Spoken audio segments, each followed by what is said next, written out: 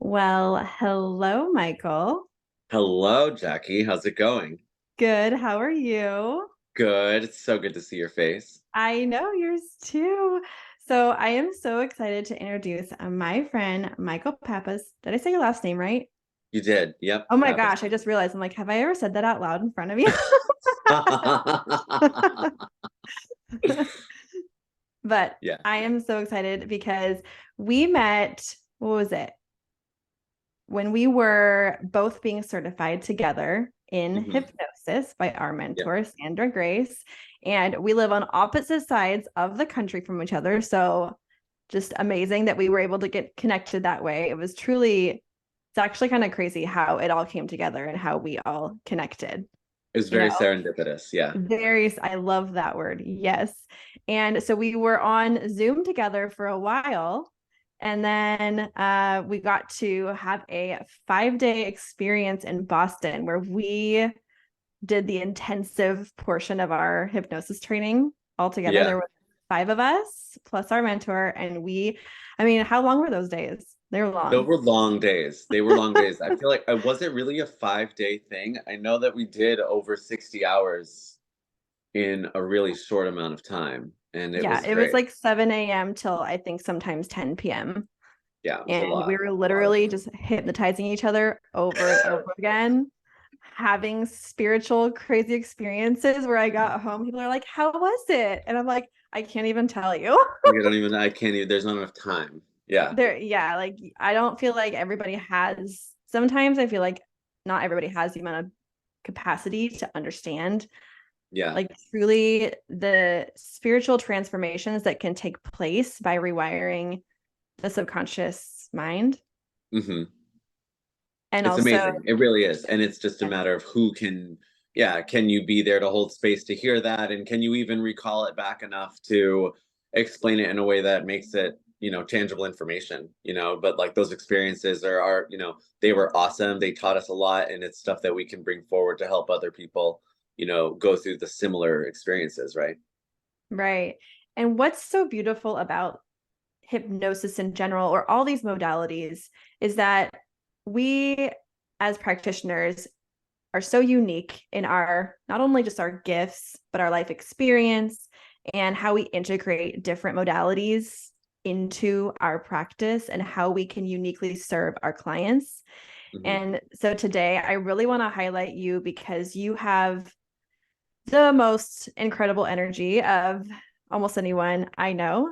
And I feel It's so so lucky to sweet. Thank be your friend.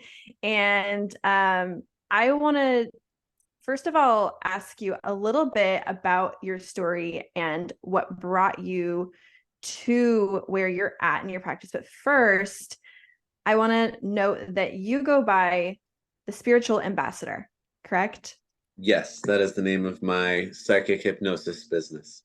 Yes. And so I would like for you to kind of share a little bit about what it means to be, what do you call yourself, like a The psychic spiritual hypnotist? ambassador. Psychic hypnotist would be the niche that I feel I fall under in the hypnotism world. Yeah. Because in hypnotism, especially when you go to like conventions and stuff like that, everyone is like, "What's your thing? What's your niche? What's your angle? Where are you?" And I Yeah. feel like there's on a meter, right? You've Mhm. got like the showy hypnosis, the therapy hypnosis, and what they call the woo woo hypnosis. And I'm Mhm. somewhere on this side of woo woo and therapy. That is where I fall into, and I am a psychic, and I do work with a lot of energy work, and Reiki and things like that. And I was already working with that when I came into the hypnosis world, or the world found me, whatever way it works. Um, and so I was already using it, and I didn't realize it. And it was working with Sandra Grace, and opening my mind up to hypnotism, that I was like, oh, it's not just a mind erasing technique or some flashy stuff like that. It's really directing yourself into the channel of the direction you want to go in, and eliminating the obstacles and moving forward really, really beautifully and fluidly in that direction. And so it ended up working out really well for me to use it with Reiki and with other, energy healing modalities that I work with, which is a lot of like energy recoding. I do help people like target what it is that is their problem or that's in the way, their block, and then working with them to eliminate that and move that out of the way, and then shift them into the direction that they want to move in to obtain the goals that they want to achieve, whatever they may be, if they're in, alignment with their greatest good. And sometimes it's finding out what is the alignment, what is the greatest good. There's a number of things that, I end up working with, that are all fall under this kind of umbrella that is sort of the ambassadorship, which is where I came up with that, the term spiritual ambassador, because I'm not like, someone's guru or end all be all. I'm just another person on your spiritual journey, to help you get to where you need to go, to help you teach the next thing, maybe point you in the next direction. And so some people I work with a couple of times, some people I work with for over a year. It just depends on, where you're at, and all of that. And I guess going back to your other question of like, how did I get here? Is a really, I can't even imagine the number of things that have happened, to bring me to where I am now is incredible. Yeah, I would have to say that my spiritual journey really went rocket speed, at the end of 2020, where I really started going headfirst into learning about my gifts, having my Akashic records read by, the soul architect Jasenia. She's fantastic. And that I trained with her and learned about my gifts and different things to open up. And then I learned Reiki, through Colleen Klaya with, Blissful Soul Heals, she's a beautiful, wonderful earth mama. And so that started to incorporate together. And then I met Sandra Grace. So yeah, all of those things helped birth what I do now. Me before 2020, I think, was like a lot of people going through a lot of trauma and a lot of, the different curveballs that life throws at you, that are learning experiences, that are, those rough edges that help you learn and be the best person, that you can be in the face of all of those tough times. And I took my time and got through those relationships and episodes and happenings, and they all taught me a different thing. Each thing added a different spice to the pot, that now I can look back on and be like, oh yeah, I went through something like that. I can understand. Or, you learn to relate to people in different ways. And sometimes it's funny that when you go through a really difficult experience and you're not really sure why it happened, years later, you meet somebody that's in the exact same spot you were in, and you're like, okay, I know exactly why I went through that because I can help you. And sometimes that is really just, the more beautiful reasons and lessons hidden in things, is that we're all here to help each other, and we're all here to learn, from each other and to teach each other. And I think when more people start to realize that we're super connected in all of these beautiful little ways, like you and I meeting, being on completely different ends of the country, it's really awesome. And that just gives you more gas to the tank of like, oh, we're going to keep going. This is awesome. Because like, if this is how many people I've helped in this amount of time, I can't imagine what's going to happen with 10, 20 more years of doing this. Absolutely. I love all of that. And what comes to my mind is all of us have been through something. We've all had negative experiences. We've all been down on ourselves, and we've all had different stories. And it's like we all operate with different sets of filters through which we see the lens of the world through, right? Mm-hmm. And 2020 is kind of a common theme that I hear from a lot of people, where something happened. I mean, we all have different stories of what happened to us in 2020, but it was all hard for all of us. It was Mm-hmm. almost like this launching pad. And something that I feel like we've had on our spiritual journeys is that we have embedded the belief in ourselves that the world, the earth, the universe is always conspiring for our highest and greatest good. Mm-hmm. And that doesn't necessarily mean that like every single thing that happens is going to be the best case scenario for us in that moment. Yeah. However, everything that happens to us is an opportunity for us to learn something, do something with that. And then you never know when a situation is going to come up where, like you said, maybe you're meant to teach someone or help them transition through a time in their life that they have no one to turn to. They have no frame of reference for what's going on. Absolutely. It's like, even if you can't see it in the moment, just knowing that, like, I will learn something from this and there is a takeaway that will be positive. A diamond is created under really great pressure, so Mm-hmm. beautiful things come out of really intense situations. And it's not always in the moment of the situation that you know why it's Mm-hmm. happening or what that reason is. And that's okay. Like, no one needs to be like going through a really traumatic experience and then being like, but I'm going to really learn to teach people later. It's like, just worry about you in the moment, right? And like, get yourself through it. It's like putting on the oxygen mask first to make sure that you get through it, you survive, you're doing what's best for you. And then once the dust settles, it's like, okay, here are the shiny gems, here's the diamonds in the rough, here are the lessons, Yeah. here are the things that I can take away.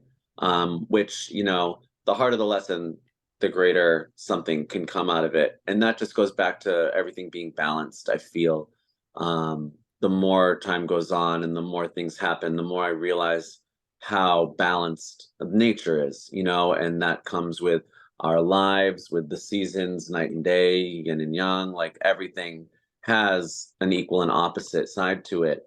And it just depends on how far the pendulum swings in one direction is how far it will swing in the next. So it's just kind of knowing and waiting for the right ebbs and flows that, Yeah. like, there will be change and it's going to Do be you great. do you believe that with this element of like free will and choice that we have in every given moment, Hmm. that it is not to our benefit to buffer in that moment with things like scrolling on social media or drugs or alcohol or just things that kind of like buffer our emotions, right? That Hmm. that don't allow us to fully feel into that, fully process the emotion, process what's happening, heal through it and transform, because that's a choice too, right? And that's what people come. They can either do it on their own or they can hire someone like you or me to help them through a hard time. Hmm. How do you feel like that stagnation that people will unconsciously choose affects them in their journey? Well, I think that whether it's conscious or unconscious, social media and scrolling and all of that is no different than like taking a cigarette break or, getting high or having a drink or whatever, Mhm. you know, um, self-induced medicine somebody wants to use to get them through the moment. Like, some of these things have, like medicine, we'll just say regular medicine, right? Has its time and place. Like, beautiful thing for humanity, that can be used for good and it can be abused. And I think everything falls under that category where too much of a good thing is bad and anything can be abused. So it's like one thing to like help yourself ease down at the end of a stressful day, right? With maybe a drink or something like that. It's another thing to let that become a crutch and stop the growth. And this is something that I learned from one of my teachers and mentors and my good friend Jasenia, is that, a lot of these things can become a crutch and stop the growing healing process. Much like what you just said, it's like a choice of, now we're just numbing ourselves and now we're not actually facing the problem. We're just delaying the growth and we're just focusing on what everyone else is doing and distracting ourselves. And then that problem goes away. The opportunity to learn from that moment goes away and it passes and you feel better, right? But like, it's going to keep coming up again and again and again until you rise up and face that issue and problem and then deal with it. And then you've learned a lesson and grown in some way, and can move on to the next lesson. And we're never really done Yeah. learning. I Right. think one of my favorite quotes is Ancora Imparo, which is Latin for I'm still learning, which was spoken by Michelangelo, the artist, when he was 87 years old. And I just think that that's so beautiful that, no matter how old we are, at that point in his life, he had accomplished so much, right? But he was still making works of art that are still renowned, today. Um, and it just goes to show that, like, we're not done. and don't think that you're going to be done, because we're here to learn. Earth school, as Sandra Grace calls it, it's a school, right? We're here to learn. We're here to teach. We're here to grow. And we're here to spread love and compassion for one another, and to really show up as a human. And what does that mean? And some of these things, like medicines and social media and things that can turn really toxic really fast, take us away from being human. And they kind of rob the moment of what it is to be human. To face the problem, to give your friend the shoulder to cry on, and to like be with someone through a moment and to help them. That's a really beautiful thing, and it's really profound, and it can be so great. But when you don't even allow yourself to go through some of those moments, you're doing a disservice to yourself or your friends or your family when you skip those moments. So I'm all for, I'm an intense person. I don't do anything at all, so I don't even have a TV in my house. So it's just like, I'm all for going through it and for learning and growing and on to the next. Um, so yeah, and I think, but like I said, everything in its moderation. So I think some people really do benefit from a lot of those things. And honestly, it's how a lot of us get by. But too much of a good thing is dangerous waters. Yeah, Mm. absolutely. And I feel like everyone has the opportunity for exponential healing and growth, quantum growth, expansion, and doing those kind of things that kind of buffer that just kind of delays it. It doesn't mean that you don't have that ability within you. Hmm. However, I feel like something that you do is you help your clients through that quantum growth, quantum leaps. So Yeah. I want to hear more about kind of like the modalities that you use with your clients. And if you have any client stories, I know that a lot of them are probably confidential, but if you have any generalized client stories or wins or transformations, I'd love to hear more about those. Yeah. So I do, like I said, it's a lot of energy recoding.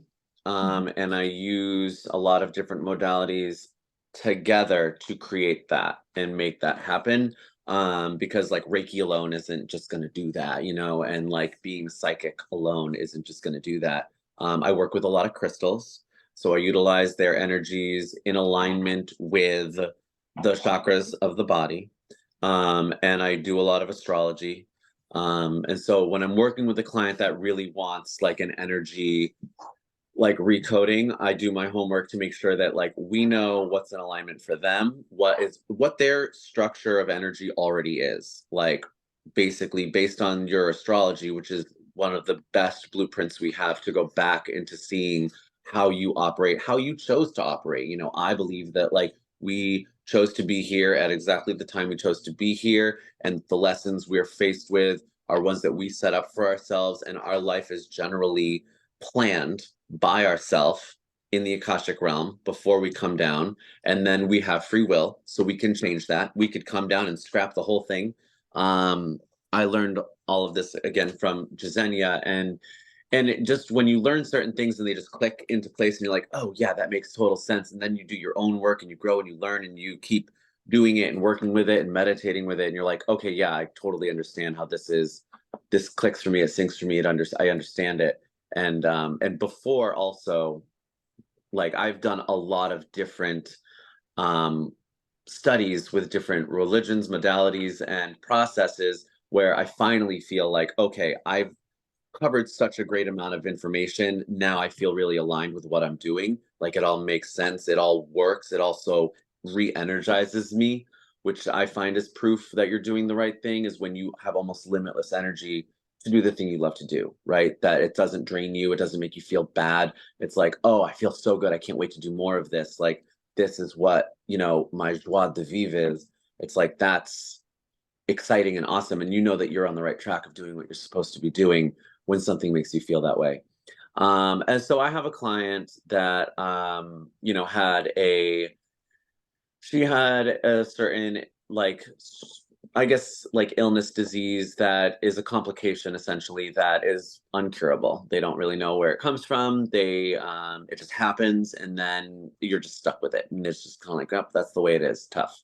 Like now you have to deal with it, and there's no real great solution medically. And so I was like, okay, we can definitely work with this. And so we worked together and did some hypnosis. And so basically, I pulled her chart. We did some tarot spreads also to just kind of look at some of the energies behind the curtain, because that's just a really nice streamlined way to see like what's beneath the surface. Talked about What do all you of mean by that. behind the curtain? Can you describe that? So yeah, so in your subconscious thoughts. Okay. So you've got your conscious thoughts in your life, and you're like, oh, this is what I do for work, this is what I eat, this is what my relationship is like, this is where I live, these are the three-dimensional things around me, this is my conscious life. And then you've got your subconscious that is always on and always running, and that's running programs that we've picked up our whole life. We know this from doing hypnosis and whatnot, that can really get in the way of the conscious world. Is like, oh, well, I keep doing this thing wrong, or this energy keeps happening and disrupting things, and the process is always hijacked because I keep self-sabotaging myself. So tarot is, you can use it in a way to access the subconscious energies and see like what programs are running. So the tarot is 78 cards, 72 cards. It's basically universal energy keys. Each one is a different um energy of like a situation, a happening, a way that something can or could be happening. And they use different symbols and whatnot, with the tree of life and the Kabbalah and all this other good juice, to basically outline different energy structures. And so when you do different spreads with the right intention, you can see what's beneath the surface essentially. So I could see that like, okay, your job is not working out for you because the relationship with your boss is showing that they're jealous of you, and you keep trying to outperform to do better to impress them, but the more you try to impress them, the more they're going to be jealous of you and try to sabotage you. And they maybe didn't know that or see that, but that makes sense for them, just as an example. Does that make And that's what sense? you see in the cards, So the but cards are like a you use key it that, with your psychic abilities. yeah. So it's just another tool to interpret the Hmm. energy, so everybody's different. Some people can just pull one card and they start to get the story unravel before them. Other people go really in depth with the cards. Some people just go with the literal definition. But they are just another divination tool, Hmm. um, to like learn more about the energy of the person that you're talking about or the situation. There's lots of different tools of divination, like pendulums, runes, stuff like that. There's the tea Yeah. readings, palm reading, all of that. So all just telling you, it's all like a window into the energy that you're working with. Yeah. Um, yeah, and so it's one that works with me and my gift structure and my energy, that I enjoy using the cards and pendulums a lot too. So anyway, so we did some of that stuff, and then once we uncovered the problems and we discussed them, we then did hypnosis to kind of go back and see somewhere that those problems began. And then we worked on releasing that and moving through it, and then we did an in-person Reiki session to basically, and I when I do Reiki, I utilize a lot of crystals, I utilize sound bowls, and incense and music, and all of the things, and we really just kind of hit it head on.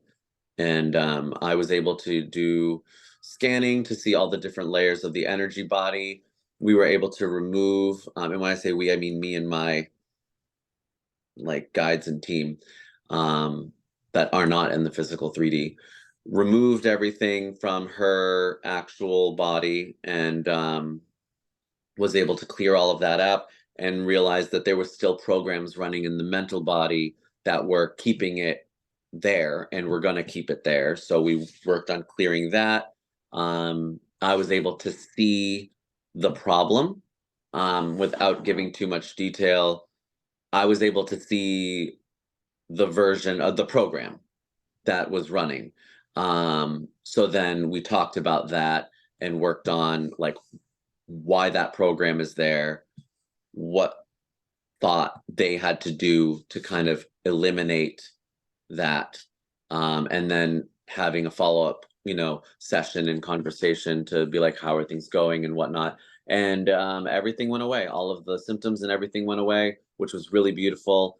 And it wasn't until another like, low vibrational sort of occurrence happened that kind of started bringing things back. And it was then very obvious to see how it wasn't the person who had the client who had that problem. It was that outside factors were flaring up their energy in a specific way that it was triggering this response in their body. Does that make sense? Yes, it does. Because what you did was you came from a multi-phase approach from the third, fourth, and fifth dimensions, and from the spiritual, mental, emotional, physical bodies. You were able to eliminate energetically, reprogram hypnotically or, subconsciously. And then it's like you created a energy, protective energy layer around her to prevent future occurrences. However, over time, that can succumb to triggers on the outside, which can flare up those programs that are still operating at a much more subdued level. But if Right. we aren't protecting our energy, if we're not doing that, and we're going to become more reactive to things around us, and we're going to be more able to be triggered into negative states, which everything physical, I believe, it's my belief that everything physical starts at a spiritual, emotional, mental level, something somewhere Oh, else. yeah. And you're not alone with that, because I mean, that's the tree of Yeah. life, right? That's taking the energy from the ether and spirit and then grounding it into the physical three-dimensional reality. So yeah, 100%. And then, so yeah, that's just one example. I've had people that I've worked with that we've gone through the process of, we've talked about it, we've had hypnosis, we've done tarot, and then I've done Reiki to kind of bring them to a certain level, but they didn't want to go forward. Where they're like, you know what? You're right. I see that. That's the problem. I want to hang on to that. I don't want to change. And I'm like, okay, that's completely your choice. I'm not going to go. If you don't want to go there, I'm not going to go there. And then that's that. And some people don't use those words, right? Some people don't say like, I want to have this problem forever. They just kind of indicate like they're not ready to go. I'm not ready for that deep. change yet, Right. depending on what that is. It sometimes can trigger too much pain within them. And I don't know if you believe this, but like, I don't believe that with my clients that they have to relive trauma in order to heal it. Some therapists really do feel like they want you to go into the trauma and like relive and do a regression. I don't believe that you need to go all the way back, because that can actually cause worsening, because we do have a protection mechanism within us to kind of forget traumatic events from happening or that have happened in our lives, right? Yeah, I would say that like everybody's different, and every situation is different. If somebody's been through a trauma, right, that they can recall, they live with it daily, that's like, okay, if someone was to come to me and say, I have this problem, I've been living with it for over a year, I believe it happened with this, like, but I can't seem to let go of it. Like, I want it to be gone. I'm going to dive into, have we learned lessons? I'm also going to see if there's any hauntings and spirits lingering around that might be bringing it up. Because that happens a lot of times, where I had somebody where they're like, I just want to move in this direction. Everything is screwing me up. They had a haunting that was following them. We had to clear that, work on that, and then they went forward. And were able to do the things that they needed to do, because sometimes that happens, that like something energetically is stuck in your aura that is holding you back. You can call it a block, you can call it a haunting, you can call it whatever you want to call it, and it does come in all different ways. A block to one of your chakras isn't always a haunting. Sometimes it is. Sometimes it's a program that we work on mentally. Sometimes it's something that you're eating. Sometimes it's someone that you've chosen to be in your energy. it could be a number of different things, identifying what it is, and then working on removing that and moving in the positive direction. Whatever is best for the client is what that is. And sometimes it is going back to the pinpoint of the trauma so that they can see it in a different light. Sometimes people weave a story out of a traumatic event, and then they're preaching that story, and it's like, okay, well, you got to let go of the story. If you want to keep, like, I was an alcoholic. I drank an incredible amount of alcohol. And then I quit. I like weaned myself off. I first became really aware of it. And then I slowly weaned myself off over the course of a couple months. And then I quit. And I decided, I'm like, this is it. This was the last day. I'm not doing this ever again. And I haven't. But one of the things that I was really hell bent on was I wasn't going to let it. Some people, it's very fine for them to, like, I'm going to go to AA meetings every single week, and I'm going to go through these processes, and this is going to be my thing, and I'm going to tell my story, and I'm going to help other people get to sobriety this way. But I'm not going to go back out to bars. I'm not going to go out to drink or anything like that. I'm not going to go where there's the trigger. And that's all fine and well. But for me, I'm a very active social person. And so it was like, I want to eliminate the trigger. Like, I want to be able to go out, smell alcohol, be around alcohol, serve alcohol, smell wine, like, sure, and not feel triggered and not feel like I have to drink or that I'm missing out. Because I had a serious case of FOMO. And I was like, I just want to be able to not have that. So that's what I did. And within 6 months of me quitting alcohol, I went back and I faced my triggers. And I went back out to bars, and I went back out to socializing and dancing and things like that. And I said no to it in each of those things. And I had a friend with me that I was like, just make sure, like, I'm going and I'm doing this. And like, I really just want somebody to have my back, because a lot of times in those situations, people egg you on to do the thing that you don't want to do, whether that's alcohol or anything else. People want to do things like that in groups. And so they don't want somebody not participating. Yeah. And I was able to do that, and I feel great about that. It's been years now, so for me, I didn't want to live with the trigger. And I think for a lot of people, they don't want to live with the trigger when it comes to different things that are triggering their trauma. They don't want to live in that stressful moment anymore. And so a lot of forms of hypnosis can remove that, right? But it keeps coming back. It keeps coming back. It's like, okay, well, there's something there that's bringing it back that we need to heal and work on.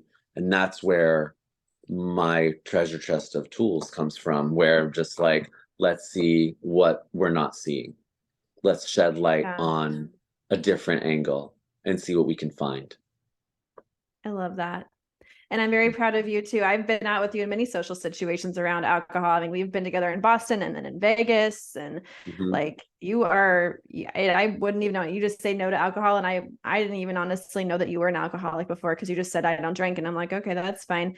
But it's amazing that you had to go through that, or you chose to go through that process. And not everyone's going to choose that process, but it worked out beneficial for you. So that's amazing. And Thank you. I think that, by you eliminating that, I wouldn't call it a crutch, but whatever you would call it, I believe that has also substance, has helped you to be able to connect with your higher spiritual power, because it's not clouding that up, which makes you an even stronger vessel for change for other people as well. So that's beautiful. Yeah. I'm actually going to be eliminating land meat now. So I'm going pescatarian. Oh, wow. Yeah. I'm excited. Oh, good. Because that just has more, it's just more, the dead, when you eat animals, they're in your aura, but it's like their carcass is in your aura. And I want to connect better with nature and with the animals. And I can't do that if my aura has all that there. So this brings me to the topic that I really wanted to talk to you about, which is spiritual truth. Because first of all, just a little side note, which I wasn't even planning on bringing up, but this conversation made me think of it. So you know how there's like all these diets out there? Some people are just so intense about being vegan. Others are so intense about being paleo. And people just have these beliefs about diet, right? Mm-hmm. And they just know that this is the diet that's going to be best for me physically. And I was talking to Michelle, our friend Michelle, that we both know, about diet because she's a vegan. And I was also getting this information from this other doctor who was very much like raw cow's milk and meats and high, fat diet. And I was like, this is so confusing, right? Like when we're trying to make a decision about our diet. And Michelle said to me, Jackie, a diet is merely a spiritual decision. It's not a physical decision. You don't make that decision scientifically, you make it spiritually. So if you believe that this specific diet makes you spiritually pure, or that it is going to be for your highest and greatest good, that is what's going to assimilate with your body the best. It really has to do with your belief, right? Mm-hmm. And on a further spectrum of spiritual truth, I noticed that when you were talking just a few minutes ago about like hauntings and chakras and using a lot of these words that maybe to some people, to some clients, they would be like, whoa, I don't know about that. I don't believe that I could be haunted or that a chakra could be, possessed. I mean, I don't know if you use those words ever. However, what do you define as a spiritual truth? How do you have that conversation with your clients initially and be able to integrate their spiritual truth into your session? And how important is having a spiritual truth? That's a big question. Those are big But I questions. know Yeah. it's a huge part of who you are because you actually help people identify their spiritual truth when they aren't sure even what it is. I mean, I know you've even helped my own husband, like he's basically your client. So Yeah. I'm calling him out if he hears this and he's like, what, you talked about that? But it's We true, love him. you He's have, great. and you have a gift for that, and you guys are really close and I love it so much. But talk to me about spiritual truths. So yeah, there's a lot to unpack there. First of Yeah. all, having your own spiritual truth, I think, is important. It's kind of like a moral code or a code of Mhm. ethics, but spiritually, right? So it has to do with like, it's like what your conscience kind of falls back on. If you were to be atheist and not believe in anything and that you just die and go into the ground, your moral code and your ethics are going to be very three-dimensionally based, scientific based, based on like but like for the most part, you could do a lot of things probably immorally to a lot of other people because you don't feel like there's a ramification for it. Whereas somebody who believes is like born again Christian, I was raised born again Christian, and you would believe that like you need to be devout to Jesus and what he did and follow the path of his footsteps and live a life like devout to that, to obtain heaven in your sort of ascension after you die, and that you would die and you would go to heaven, as long as you have Jesus forgiving you of your sins and all of those things, and that you're baptized and all that.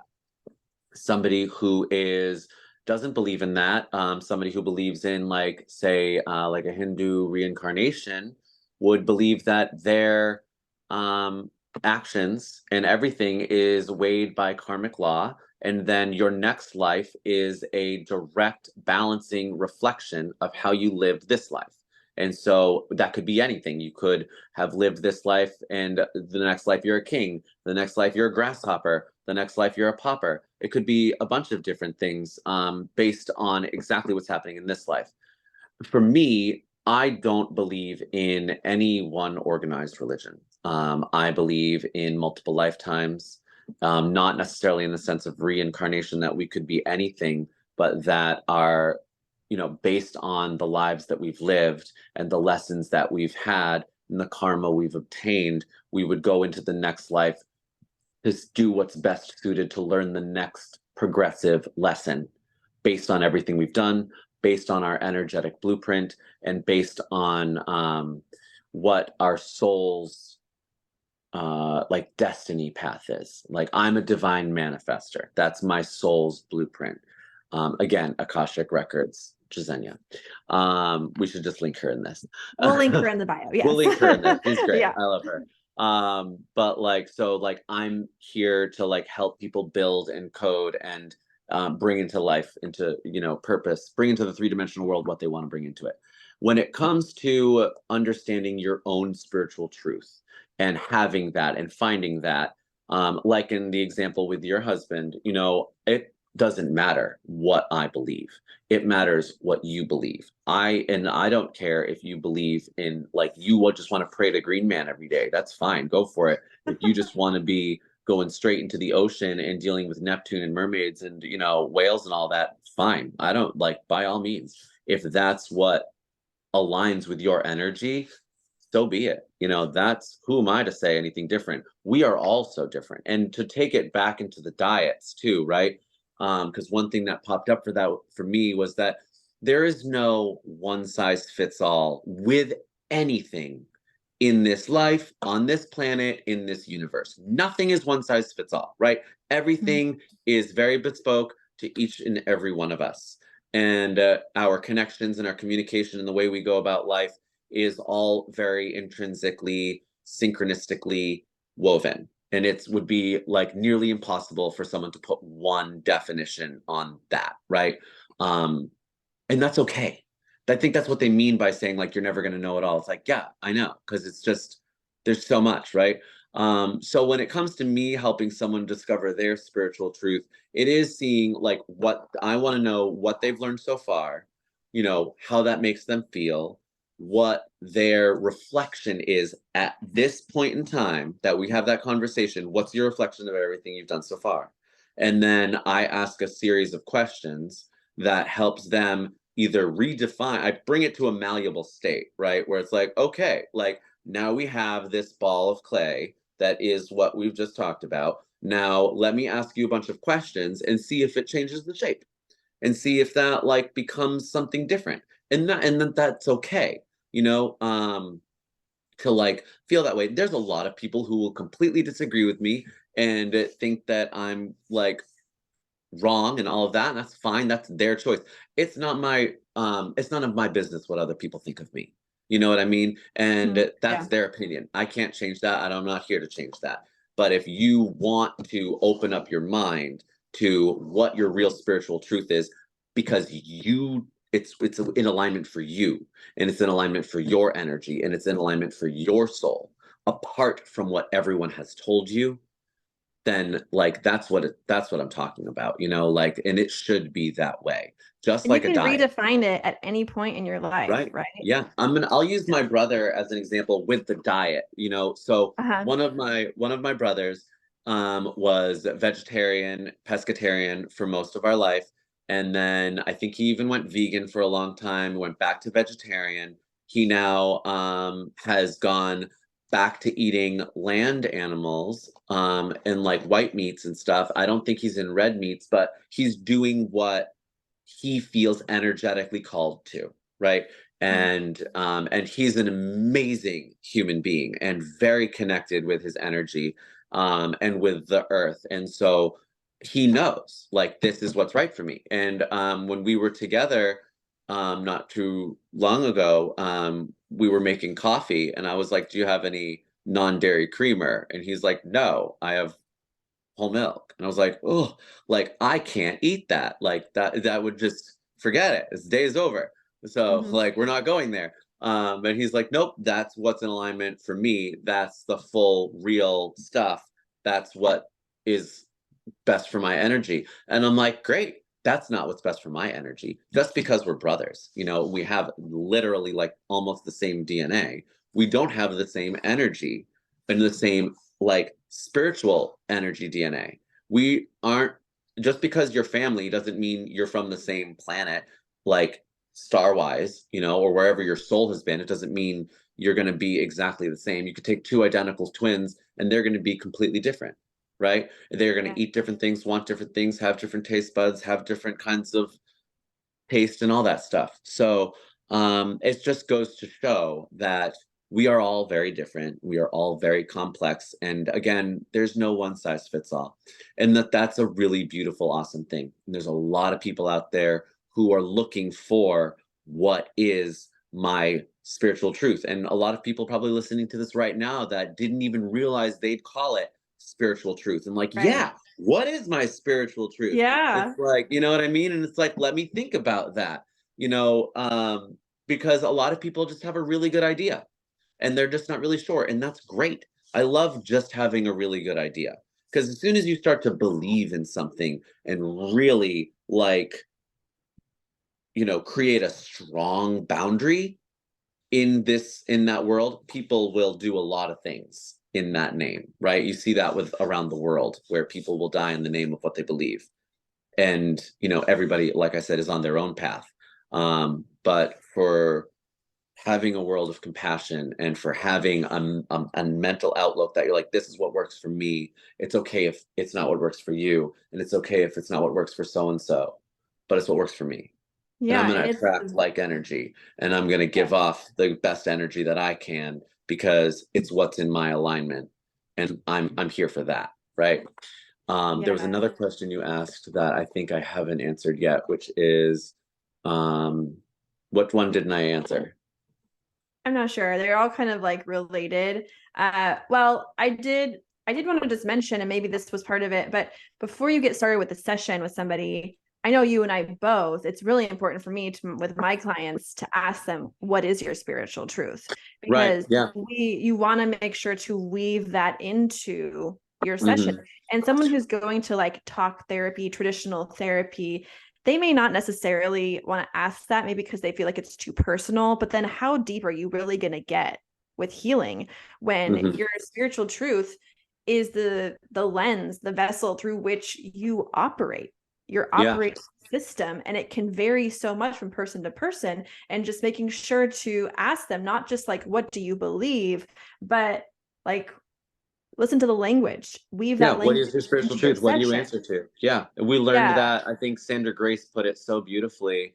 The way she taught us to like weave that in. And it's also an Mhm. in-person conversation. I want to see your face. I want to see how you react to that Yes. because honestly, like when you answer that on a piece of paper, it's gonna be like you're gonna, you know, think a lot into it. You're gonna put down what you think you should say, you know, or Yeah. what you don't want someone to judge you for saying. But like if we're Mhm. having a no one's judging anybody. Like we're just having a conversation about it. And I want to know. So it's the same thing as being like, you know, if I'm sitting down to dinner with somebody, I ask them like, do you have any allergies, dietary restrictions, or anything else I should know before we order?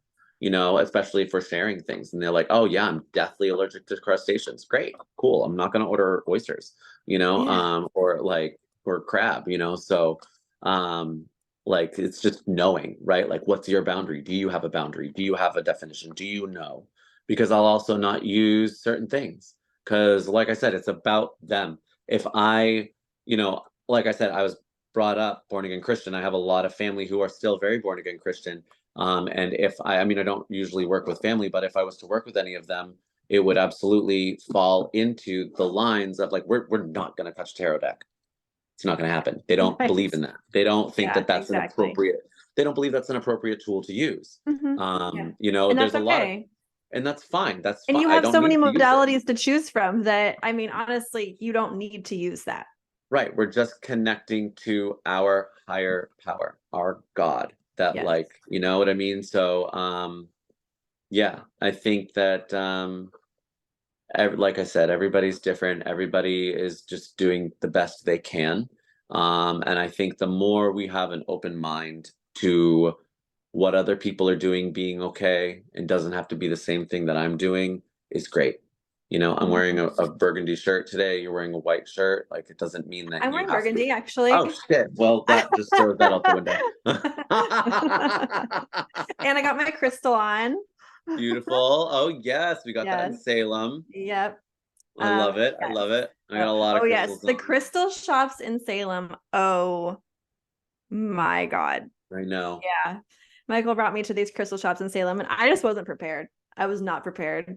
It Well, was yeah, no, you incredible. and you guys landed, you and Tori landed, and we had one like I would say like not even half a Afternoon. day. to Yeah. just do something Yeah. that they weren't going to do. And I live right near Salem, Massachusetts. So I was like, let's just go here. And we went to like 3 or 4 different shops.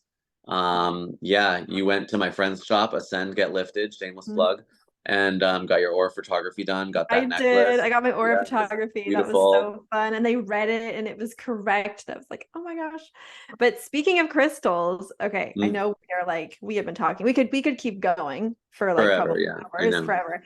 I do want to just mention and plug you for your Hypno-Baths.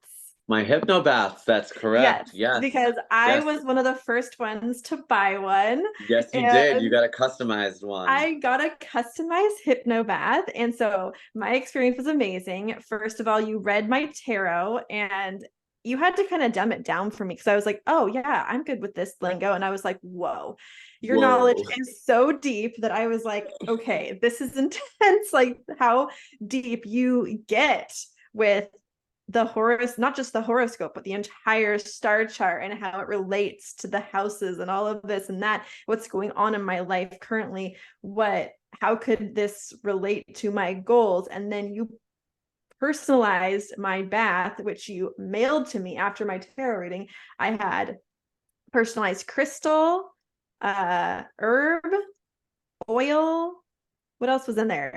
And oh, well, the most important part was that you personalize a And the hypnosis hypnosis recording for recording, me. which isn't And in there. I send that to you. yeah, Yeah, you yeah. sent that to me online. And so what I did was I got this bath ready. Oh, and you told me the exact day to take my bath too Oh because yeah. Well, of the yeah, moon. you did the like the full Monty package of like Yes.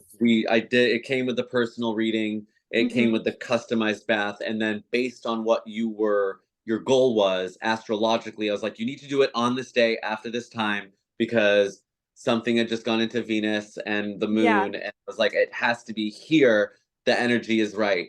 And you were like, okay, how we're gonna do this. I'm like, you're gonna do I'm this. like, I'm gonna Yeah. schedule this, get a babysitter, like all the things.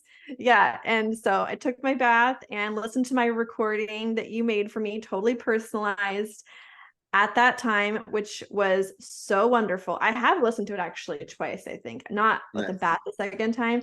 Um, and it was incredible. It just felt like everything was conspiring with the moon cycle, the herb, the oil, the crystal, the hypnosis. It was just this like culminative, integrative experience. I loved it. And you are offering these for other people. You have more of like a basic version, and then that was like the total deluxe version. That's But the do you sell those personalized on you? option. That was the personalized one. So I'm gonna link that in the show notes too, but you are selling them on Etsy and people can Yep. contact you. I'll Yeah. link your Instagram too. Do you Yeah. like So my Instagram can connect you to everything. Mhm. My Etsy shop is new, and those new pictures will be up any day now, which I'm really excited about. So now I'll have crystals also for sale on the Etsy, and then there's options. So if you don't want to do a personalized bath and you want to do like I actually have them right here because I just had the photo shoot. So this is the self-love empowerment bath. Oh It my gosh, has so jasmine, it pretty. has lavender, pink rose, and a couple other things in there. And then that works with the rose quartz crystal. So you can add on a crystal. It's a smaller palm crystal that goes with that, or you could buy these as well separately. And then it will come with the oil, and then you can add on the hypnosis recording as well. So you don't have to buy the bath with the hypnosis recording if you don't want it. Right. Um, but you can certainly each thing can add on as sort of like an a la carte bath Etsy Hmm. shop experience, which is awesome. And I think there'll be 5 baths up there, which is awesome. And then you can also buy them right through the website as well. And that's also where you would order the personalized one because we schedule a tarot card reading or other energy reading if you don't want to use tarot cards, Hmm. so that I can align an astrological bath for you. Yeah. Yes. And you have other services too. You do all your energy work and hypnosis online, as I do as well, right? Yeah. So you can Yeah. work with So like people all you over the could if you country. yeah, oh, I work with people all over the world. If you wanted to just have a Reiki session, we could have just a Reiki session. If you want everything, like that's kind of how I just package it is it's like, if you want to do a session, here's a session, and we will do any and all of the things in there. I have a free 30-minute discovery call that's bookable on my website for people who just have questions. And they're like, okay, that was a lot of information. I have no idea where I land in that. What do you think is best for me? I know when I first started doing my spiritual discovery, I would find a person I liked and wanted to work with. I was like, okay, I like your energy. I want to work with you. What do you think I need? Because I have no idea. I just know I want to go down this path. You could lead me into a dark alley. I have no idea what we're going to do. Like, I'll go there. Let's do it. Take my hand. And so so that's what the discovery call is for on my website, is like, let's talk about it. Let's ask questions. Let me give you answers and put you in the right direction. If the right direction isn't me, I'll put you in the right direction, right? Like, if the right direction is me, we'll schedule something and work together.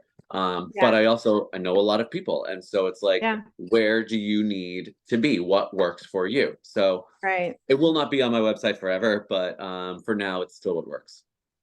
Excellent. Amazing. Yes. And I do love that we have such a network of practitioners like us that we can refer people to that would be a better fit. So thank you so much, Michael. It's been such a joy and a pleasure. And I can't wait. I probably won't see you again until what, July next year at Hypno-Baths? I guess so. I know it's so far away. Maybe. I'm going out west for Sundance Film Festival.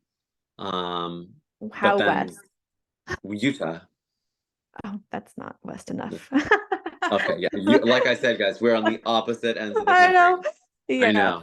We'll make a special trip for just we us. should. I loved Boston so much. I got to go back. Boston's great. Yeah. Anyways, and I got to see your side. I got to come to Seattle. And Vancouver and everything. For sure. Anyways, thank you so much for joining. And thank you for having me. I appreciate it. Next time. Awesome. Thank you. I'm going to just stop the recording.